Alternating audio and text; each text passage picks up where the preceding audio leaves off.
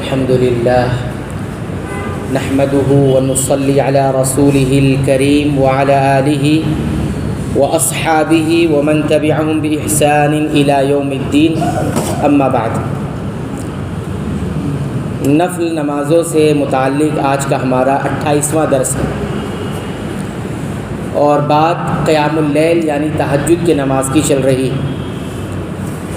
ابو مالک اشعری رضی اللہ تعالی عنہ روایت کرتے ہیں کہ اللہ کے رسول صلی اللہ علیہ وسلم نے فرمایا، بے شک جنت میں کچھ ایسے کمرے ہیں جن کا اندر باہر سے اور باہر اندر سے نظر آتا ہے، یعنی اس انداز سے بنے ہوئے ہیں گویا شیشے کے بنے ہیں، اتنے خوبصورت ہیں۔ پھر کہتے ہیں کہ اللہ تعالیٰ نے انہیں اس کے لیے تیار کیا ہے جو کھانا کھلاتا ہے، نرم گفتاری اختیار کرتا ہے، نرم آواز میں بات کرتا ہے، مسلسل روزے رکھتا ہے، سلام کو عام کرتا ہے، اور رات میں جب لوگ سو رہے ہوں نماز پڑھتا ہے۔ یہ حدیث مسند احمد کے اندر موجود ہے، ابن خزیمہ، ابن حبان اور بھی بہت ساری کتابوں کے اندر یہ حدیث موجود ہے۔ علامہ البانی رحمۃ اللہ علیہ نے اس حدیث کو حسن درجے کی حدیث قرار دیا ہے، گویا روایت بالکل صحیح۔ اس حدیث سے ہمیں یہ معلوم ہوتا ہے کہ عبادات پر حرص رکھنا، عبادتوں کی چاہت رکھنا اور ان میں اضافہ کرتے رہنا جنت میں جانے کے بعد اعلیٰ مقام حاصل کرنے کا ذریعہ ہے۔ جنت میں جانے کے بعد بھی وہاں پر درجات ہوں گے، اور اس میں جو بڑھوتری ہوگی وہ کس بات پر ہے کہ انسان عبادت کی چاہت حرص رکھے اور ساتھ ہی ساتھ اس میں اضافہ کرتا رہے۔ اس کا ایک دن اگر عبادت میں گزرا ہے تو اگلا دن عبادتوں میں اضافہ ہونا چاہیے۔ تو عبادتوں کی جو حرص ہے اور اس کو بڑھانے کی جو چاہت ہے، یہ انسان کو جنت میں اعلیٰ مقام حاصل کرنے کا ذریعہ اور راستہ بنتا ہے۔ اب غور کریں آپ اس حدیث کے اندر 5 اعمال ذکر کیے گئے ہیں، اور اللہ کے نبی صلی اللہ علیہ وسلم نے جس انداز سے ان 5 باتوں کو، کاموں کو ذکر کیا ہے، آپ دیکھیں گے پورا معاشرہ اس کے اندر آ گیا ہے۔ دیکھیے، سب سے پہلے اللہ کے رسول صلی اللہ علیہ وسلم نے کیا فرمایا؟ کھانا کھلانا۔ اس کا تعلق کس سے ہے؟ خدمت خلق سے۔ انسان خدمت خلق کرنے والا بنے، ٹھیک۔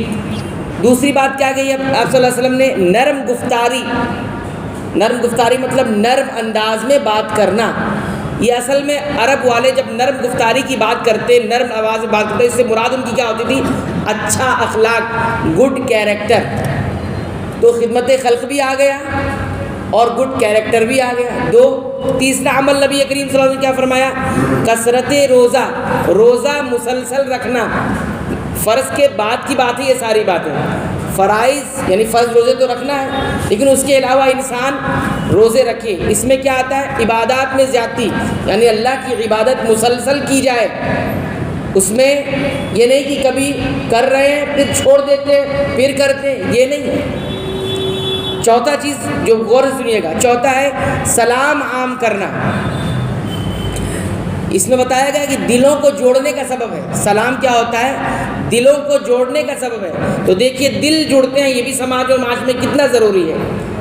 یہ روحانیت کا ذریعہ ہے، اور جب تک ایک دوسرے کے دل جڑے نہیں ہوں گے، لوگ اتحاد کی بات کرتے رہے، اتحاد ہونے والا نہیں ہے۔ جب دل نہیں جڑیں گے تو چاہے ایک جگہ بیٹھے رہیں، ایک جگہ جمع ہوتے رہیں، اتحاد ہونے والا نہیں ہے۔ اور اتحاد توحید سے آتا ہے۔ جب تک توحید نہیں ہوگی، انسان لاکھ اتحاد کانفرنس کرتا رہے، ہونے والا کچھ نہیں ہے۔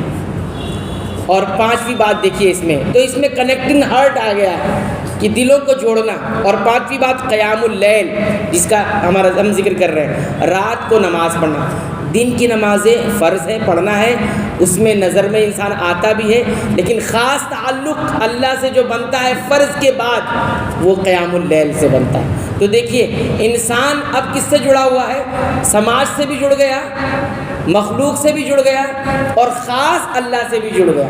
آپ دیکھیے نبی کریم صلی اللہ علیہ وسلم کی ترتیب میں یہ 5 باتیں کس طرح سے، پیور کنیکشن ود اللہ، اللہ سے خالص کنیکشن کب ہوگا؟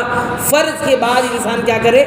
نفل کا اہتمام کرے، وہ بھی نفل کون سی؟ دن میں نہیں بلکہ رات کی نفل، جبکہ لوگ غافل ہوں اور سو رہے ہوں۔ یہی اصل میں سب ایک جگہ جب مل جائیں گے تو جنت میں جانے کے بعد انسان وہاں بھی آگے بڑھ جاتا ہے، وہاں بھی بلند مقام حاصل کر لے گا۔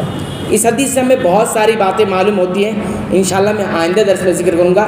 اس کا جو خلاصہ تھا میں نے آپ حضرات کی خدمت میں ذکر کیا کہ یہ 5 عمل نبی کریم صلی اللہ علیہ وسلم جس طرح سے بتائے ہیں، ایک مسلمان کو ایسا ہی ہونا چاہیے۔